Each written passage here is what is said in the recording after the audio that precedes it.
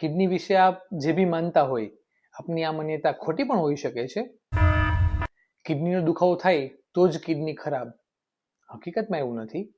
ઘણીવાર દુખાવો વગર બી કિડની ખરાબ થઈ શકે છે, માટે સમયસર યુરિન અને બ્લડના ટેસ્ટ કરાવવા જરૂરી છે. એકવાર ડાયાલિસિસની જરૂર પડી એટલે કાયમ માટે કરાવવું જ પડે, હકીકતમાં એવું નથી. ઘણીવાર સમયસર સારવારથી ડાયાલિસિસ ટાળી પણ શકાય છે. હર્બલ દવાઓ એટલે સેફ જ એવું નથી. ઘણી એવી દવાઓ પણ આવે છે જે કિડનીને લાંબા ગાળે નુકસાન કરી શકે છે. ક્રિએટિન નોર્મલ એટલે કિડની પરફેક્ટ, હકીકતમાં એવું નથી.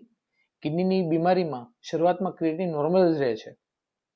ડાયાલિસિસ એટલે કે જીવન નોંધ, હકીકતમાં એવું નથી. કિડની ટ્રાન્સપ્લાન્ટથી દર્દીને નવજીવન આપી શકાય છે. યુરિન ટેસ્ટ ફક્ત ઇન્ફેક્શન માટે જ હોય છે, હકીકતમાં એવું નથી. પ્રોટીન, શુગર અને કિડની ડેમેજ પણ યુરિનમાં દેખાય છે. યુવાનોમાં કિડની બીમારી થતી નથી, પરંતુ હકીકતમાં એવું નથી. નાની ઉંમરે આવતા ડાયાબિટીસ, બ્લડ પ્રેશર કે ઘણીવાર પેઇનકિલરના યુઝથી પણ કિડની ડેમેજ થઈ શકે છે. યાદ રાખો, મિથ પર નહીં, ફેક્ટ પર વિશ્વાસ કરો.